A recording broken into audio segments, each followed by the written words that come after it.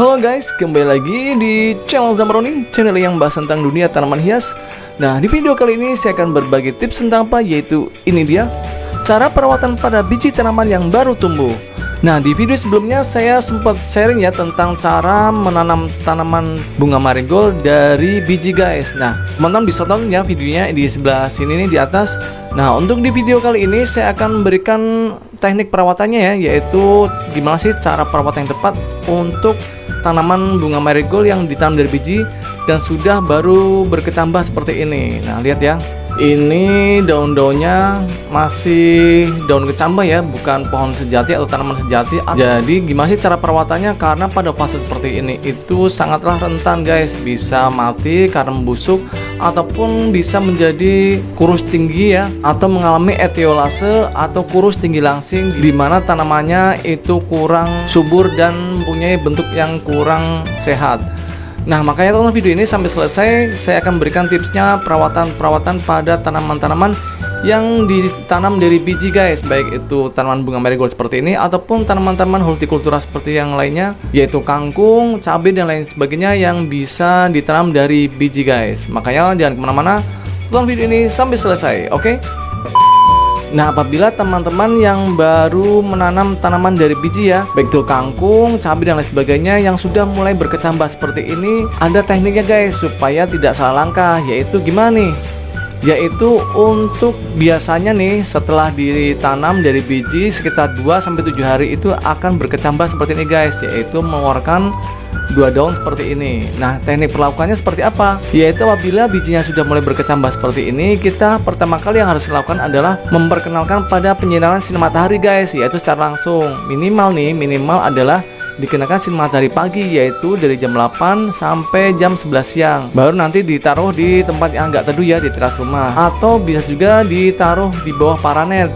Itu bisa ditaruh seharian dari pagi sampai sore di bawah paranet. Kenapa harus kita kenalkan dengan sinar matahari? Karena kalau kita tidak dikenalkan dengan penyiraman sinar matahari, itu tanamannya akan kutilang guys. Kutilang itu apa? Kurus tinggi langsing. Nah, itu kepanjangannya.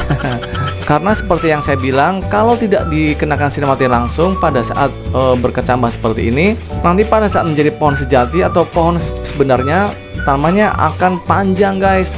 Lalu batangnya itu kecil ya, dia akan berkelok-kelok dan itu akan buat tanaman tidak sehat. Biasanya akan cepat mati, lalu tidak mudah berbuah dan akan menjadi tanaman yang cacat guys. Nah, jadi itu ya pertama kali yang harus kita lakukan pada saat berkecambah seperti ini, dikenakan sinar matahari langsung, oke? Nah, sebenarnya ini bukan tanaman sejati ya, ini namanya baru berkecambah. Nanti lama-kelamaan kecambah ini akan berubah menjadi pohon sejati atau pohon sebenarnya, tapi berukuran kecil, yaitu ditandai dengan daun yang agak lebar, lalu batang yang mulai membesar. Nah, biasanya kalau sudah berumur kurang lebih 1 bulanan ya, kita bisa menyebutnya dengan pohon sejati. Nah, lalu untuk teknik perawatannya gimana? Misalnya penyiramannya, pemupukannya, apakah sudah boleh nih diberi pupuk? Nah, saya akan bahas lebih lanjut. Jangan kemana dulu ya, tetap stay tune di channel ini. A few moments later. Penyiraman yang paling tepat untuk tanaman yang baru berkecambah seperti ini adalah misalnya menggunakan alat sprayer seperti ini guys. Nah, ini adalah alat sprayer saya, itu pilihlah setelan di ujungnya yang paling menyebar dan paling kecil. Nanti kita bisa menyemprotkannya menuju ke arah ke depan ya, nanti dia akan turun airnya dan akan membasahi seluruh media tanamnya. Kenapa kita menggunakan alat sprayer seperti ini? Karena kecambah ini masih sangat rentan ya. Kalau kita semprot dengan tenaga atau ukuran yang besar, maka bisa pada ambruk ataupun patah. Makanya kita harus lebih ekstra hati-hati dalam penyiramannya. Selain dengan alat sprayer, apabila teman-teman tidak mempunyai alat sprayer seperti ini ya, kita bisa menggunakan sendok. Misalkan seperti ini, kita siapkan sendok dan air ya. Nah, seperti ini, baru kita siramkan pelan-pelan di bagian media tanamnya seperti ini ya. Nah, itu dia. Jadi tidak ada tekanan air pada batang tanamannya atau kecambahnya yang bisa menyebabkan tanamannya ambruk ataupun patah.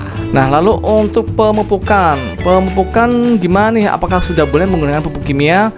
Kalau tanamannya baru berkecambah sekitar 7 hari seperti ini, lebih baik gunakanlah pupuk organik, yaitu campuran dari misalkan cucian air beras, dan air biasa ataupun cucian air beras yang sudah difermentasi dengan E4, kemudian didiamkan kurang lebih 2 minggu, baru kita campurkan dengan air biasa, disiramkan ke bagian perakarannya dengan menggunakan sendok seperti ini. Kita bisa menyiramnya per seminggu sekali dengan pupuk organik. Nah, itulah teknik cara penyiramannya dan pemupukannya. Nah, lalu usia berapa lama sih kita boleh menggunakan pupuk kimia pada tanaman yang baru tumbuh seperti ini?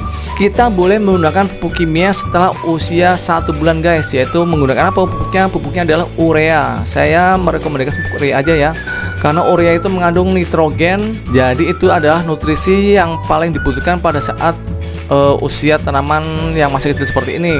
Tidak perlu diberikan pupuk NPK dan lain sebagainya. Sekali lagi cukup diberikan pupuk urea aja. Dosisnya adalah untuk air 5 liter, pupuk ureanya adalah setengah sendok makan. Dilakukan kemudian disiramkan kurang lebih 2 minggu sekali ya.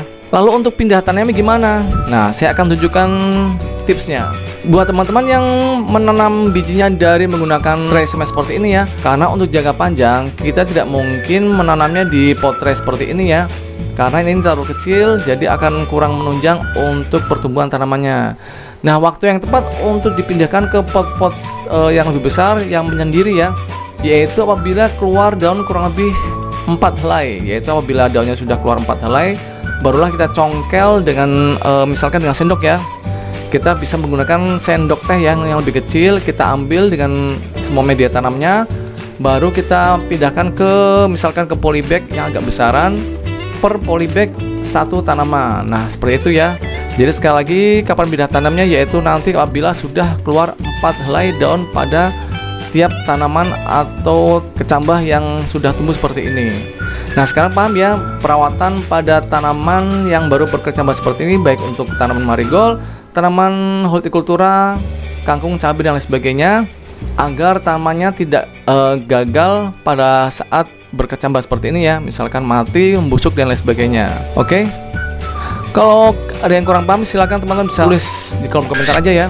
Untuk cara pindah tanamnya ditunggu ya untuk video selanjutnya. Makanya subscribe channel ini guys, agar tahu untuk kelanjutan pada teknik perawatan tanaman bunga marigold ini pada saat usia 1 bulan atau pada saat pemindahannya nanti.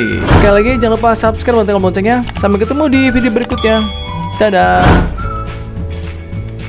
Kalau mau subscribe channel saya, tekan tombol sebelah kanan saya. Dan kalau mau lihat video-video saya yang lain, ada di sebelah kiri saya. Tonton ya, jangan lupa guys.